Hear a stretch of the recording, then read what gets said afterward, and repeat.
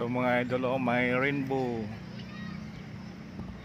Rainbow ang pangako ng ating Panginoon. The rainbow.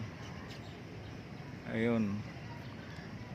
Nadalhin niya tayo sa lugar kung saan walang gulo. Ngayon nagkagulo na. Ito, ang ganda ng rainbow. Ito mga idol. Ito yung diyan siya pumunta. Tapos doon siya bumagsak. Yan, ang ganda niyang tingnan.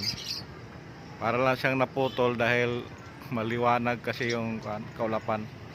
So dito may mga may mga ulap. Ayun. Ito mga idol. Ganda tingnan pag yung rainbow, oh. Yung mga kulay ng rainbow.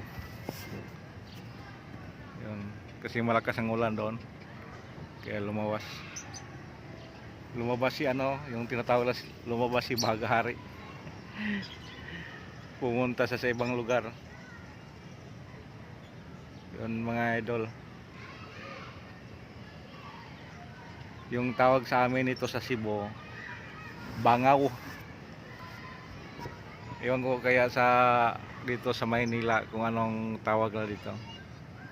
Basta sa amin sa Cebu, tinatawag to na bangaw. Rainbow. Ayan. Lumabalabas lang daw itong mga idol pag yung pag sunset na siya. Yun daw ang kulay ng araw natin. Ewan ko kaya kung anong totoo. Oh. Gumuhit siya sa himpapawid. Ayun, oh. Diyan siya pumunta. Malapit na rin siyang mawala. Ano mga idol? Dito na siya, panipis na siya. Hindi ko lang napansin kanina na mayroon pala yung Baghari diyan. Nagpamangki-mangki pa ako. Makuhaan sana natin na buo. Yung lalabas sa bababa na sana ko nakita ko na may rainbow. Yun mga idol, papawala na siya. Dito medyo makapal pa yung kulay niya sa bandas baba. Pero yung sa taas malapit na mawala. Ito mga idol, si Baghari rainbow. Ano kayong tawag sa Tagalog nito? Sa amin dito, bangaw. Bangaw. Ayun. Hindi bangaw nga bangaw nga lumilipad. Kasi ang bangaw sa Cebu, pagdating dito sa Maynila, lumilipad na, malaking na yan. Insekto. Yan nga pagkakaiba mga idol. Pagkakaiba sa mga pananalita. Yon. Isa din ito bangaw. Tapos yung bangaw sa Cebu, ito yon. Tapos yung bangaw sa Manila, lumilipad na, malaki pa. Tapos may isa din, yung sa amin, yung dukot sa Manila niyan, dinudukutan ka. Pero kung ang dukot sa amin pagdating dito sa Manila, tutong sa kanin. Yan, dukot.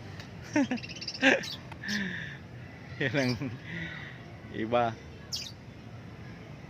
Kaya minsan pag hindi magkaintindihan, nagkakagulo. Pag pumunta ka rin ng Bacolod mga idol, pumunta ka ng Bikire, bibili ka ng munay. Yan, ang munay dito sa Manila, tinapay. Pero yung munay doon sa kanila, na yan, ibang panalita na yan, may part na yan sa babae, munay. Kaya huwag kayong basta-basta bigkas, kaya delikado.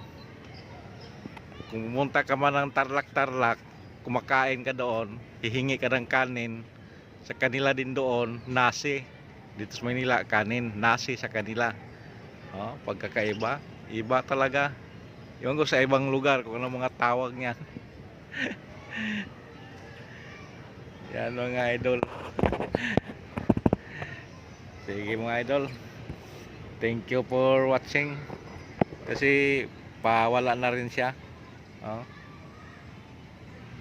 Please like and share na lang. Comment kung anong pangalan sa inyo. Baghari. Yung ano sa amin, Bangaw. At saka pakisuporta na lang mga idol sa munting kubo ko sa Facebook page. Na sana masuportahan pa nyo ako ulit. At saka sa ano ko sa YouTube channel, Kamos TV Vlog. Sana masilip din ninyo yung munting kubo ko doon. Maraming salamat mga idol. God bless and thank you.